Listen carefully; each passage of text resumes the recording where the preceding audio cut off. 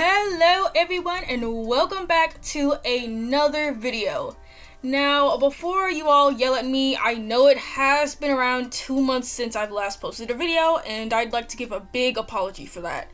This summer has just been really chaotic and busy for me. Not only did I have a 9-to-5 job to go to, but even on days off, I was going out of town and had other things to deal with, so yeah, overall, this has been a pretty interesting summer, and I will definitely be going deeper into that the more we get into this video. I'll also be talking about more news and updates regarding the channel, and along with new interests, so hopefully you guys find that exciting.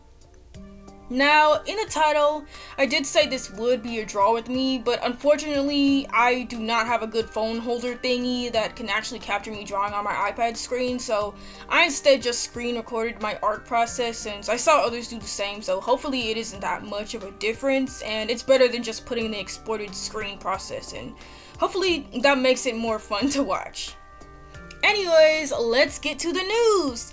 So, as you all know, or at least the people who do check my community posts, I'd really recommend you guys to if you don't, since I post some cool art and stuff along with updates in case I have to go on a hiatus or something. I will put everything there. Anyways, enough with the promo. So, around late June, I finally got the new iPad I've been wanting since 2024. So, I finally have access to more storage, which I've been needing for a while now. And I can now make bigger and better art since my iPad is newer and I have more layers in Procreate, so I won't have to constantly merge my layers 24/7 to make finished pieces anymore. So even bigger and better art will be on this channel very soon. And speaking of art, I have even more brand new video ideas as well, including Toon Squid videos! Since you guys loved, and I mean loved, the last Toon Squid video, I thought it would be perfect to make more of them and show off even more of my animation process, especially since you all, loved it and thought it was super helpful. So more will be on the way. And I guess this will be considered my first series, so that's cool. And last but not least, as I am recording this, I have officially reached 1,500 subscribers, which means we are halfway there to 2,000. I'd like to thank you guys so much for continuing to watch me and support me even when I'm nowhere to be found. It means a lot to me, and I did not think I'd even have this many people here this early into the year. And if you guys want, feel free to share my channel to any other art friends or animators you think would be interested, since it really helps the channel out and I would really appreciate it. Anyways, that's basically it for all the news. New iPad, more videos on the way, including Toon Squid ones, and even more subscribers. Now, let's actually get to the interesting part. Where was I this summer? Okay, just a quick FYI, it is storming right now. It caught me off guard, so if you hear any thunder, which it's not that loud, and hopefully there's no random gigantic boom that scares the crap out of me, but Okay, anyways, so where was I this summer? So around November of last year, I had applied to this thing called the High School Research Immersion Program to spend this summer researching at the one and only St. Jude Children's Hospital. Now, if you've never heard of this place, I wouldn't be surprised, but I'd also be somewhat surprised because I learned about it in the goofiest way possible last year.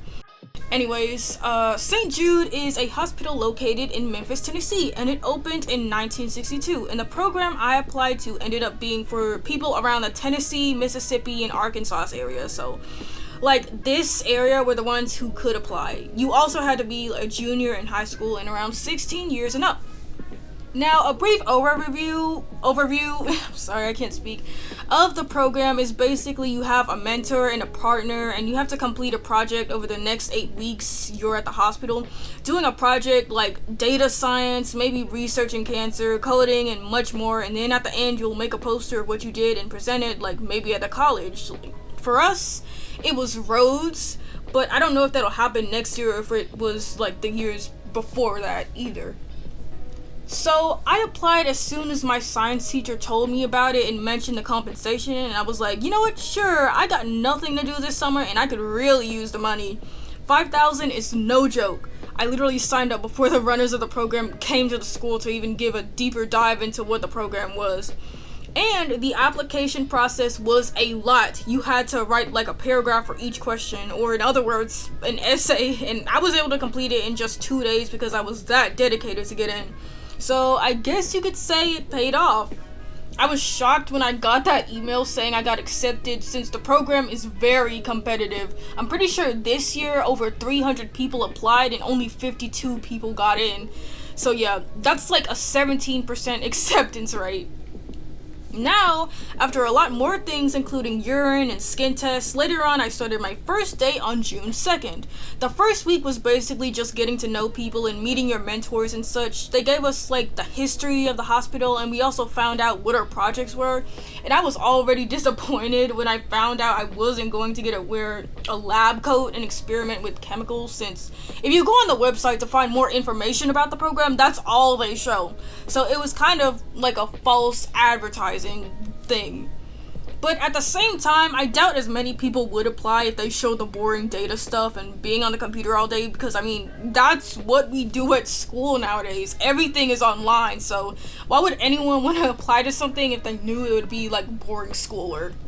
I mean, I was expecting what was advertised, but not this. Okay, enough of the complaining for now. I'll go ahead and talk about my project.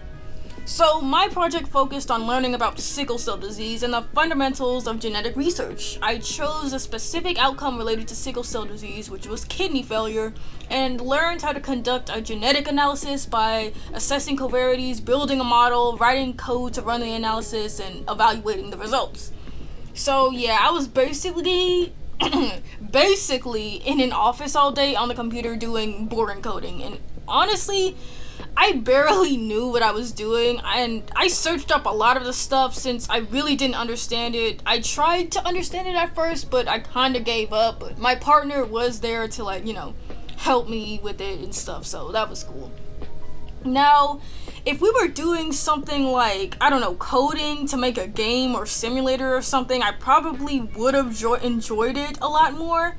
But I got bored the second week when we just got started, since week 1 was just the orientations and training. So since the project was boring and I didn't really enjoy it, I tried to make the most of other things, like exploring the campus and making friends. Oh my god. As you can tell, that definitely went well. So the first week I got to know my partner along with other people. On the first day we had to do a bingo and ask around and get people to sign, like if they had an Android phone or watched a certain show, then they could sign it. And honestly, I thought that was a really good idea since it got all of us to talk. Then the second week is when we were kind of on our own to walk back and forth to our lab, go to the cafe and other stuff, and things kind of took a weird turn after that. So I was in somewhat of a friend group. I sat with the same people every day, and I guess some days I just really didn't feel like talking since I was really tired from the project. I mean, it's a 9 to 5 where I have to spend the whole time doing computer work. I was drained. And I guess since I was quiet a lot because of being so tired and not enjoying the program as much as I thought I would, the people around me took it as an insult. It's like they slowly started to dislike me, but instead of directly saying it, they showed it in subtle-ish ways, like not including me and stuff, acting weird around me, not talking to me, straight up disappearing and having me sit alone during our lunch break, along with not including me in photos or even asking if I wanted to be in any. And what made me confused was when they turn around and randomly acknowledge my existence and even try to talk and be nice to me, which made me feel really bad because I felt drained around them or thought maybe it was a misunderstanding until they'd go back to their old ways acting like I didn't exist for the entirety of the 8 weeks. Even during fun events like going to the University of Memphis and Rhodes for a field trip, I wasn't having fun and felt alone even though I was surrounded by 51 people. Don't even get me started when we had to present our posters at Rhodes. My mom came and I was embarrassed when she saw how weird everyone was for herself. Nobody took a picture with me or even greeted me. And I was just standing and sitting by my mom the whole time, completely leaving my partner on his own to present over and over again because I was just feeling terrible. In every photo my mom took on that day, there wasn't even the slightest hint of a smile on my face. I was kind of just existing, trying to avoid everyone because it's like they didn't like me anyway, so what was the point, you know? But hey, I made it through the day and that's all I cared about. That would be the last day I would have to see any of those people again. And now school is back in session and I can actually talk and hang out with my real friends who actually care about me and acknowledge my existence. And yeah, that was basically the majority of my summer right there. I had to give up my free time to go to a 9-to-5 where people didn't really appreciate my company. And it really sucks because I was really excited to go and maybe even have a different idea on what I wanted to do in the future. But hey, at least I know now that computer science is something I will not be doing. So I guess that's one thing I learned. And another positive from the program was that I got a lot of free clothes in the backpack, but unfortunately I can't use it because my school is forcing us to use clear backpacks. But college exists, so it's okay.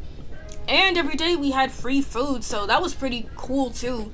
Doesn't really make up for the experience as a whole, but the K-Cafe was pretty awesome. And my mentor even said she would write a letter of recommendation to my college if I asked, so that was pretty nice. That's nice.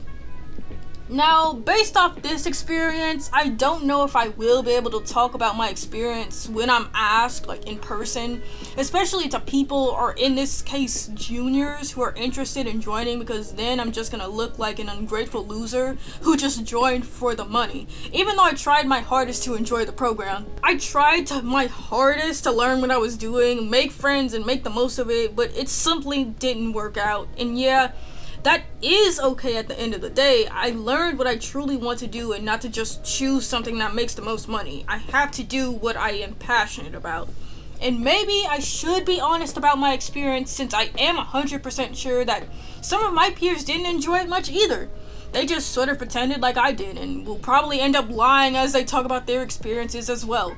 And I might do the same unless I want it to be extremely awkward, unless I suddenly gain some courage to be super honest about it, but it would probably sound like I'm venting, so I might just keep whatever I really want to say about the program just in this video. And I mean, just because I didn't enjoy the experience doesn't mean someone else won't enjoy it. So I wouldn't want to be like, oh my god, the program was so boring and awful, because my project was my project. People got other things, such as making a simulator or studying bacteria. I just sort of got unlucky and got the boring stuff, so I wouldn't want to change someone's mind based off of just my experience alone, because I'm pretty sure most of the people had fun and made friends and stuff. So maybe I'll be a little bit honest, but say it was a great opportunity to be at St. Jude, and maybe I'd come back if it was something different and more to my taste. And that was my experience at the St. Jude High School Immersion Program. I didn't enjoy it as much as I thought I would, but at least I was able to be somewhat productive this summer and actually leave the house. Now, let's actually get to the best part of this summer. Okay, I know you read the title and I know you see what's on your screen. I present to you the best animated movie of 2025, K-Pop Demon Hunters. Now, I won't be saying much or spoiling the movie because you really just need to watch it for yourself, and if you haven't watched it yet, you are missing out. When you are seeing a movie get this popular and see people talking about it on TikTok for more than a month, you just know it's good, because people on TikTok have the lowest attention spans I've ever seen and forget about trends in just a week, and they are still talking about this movie.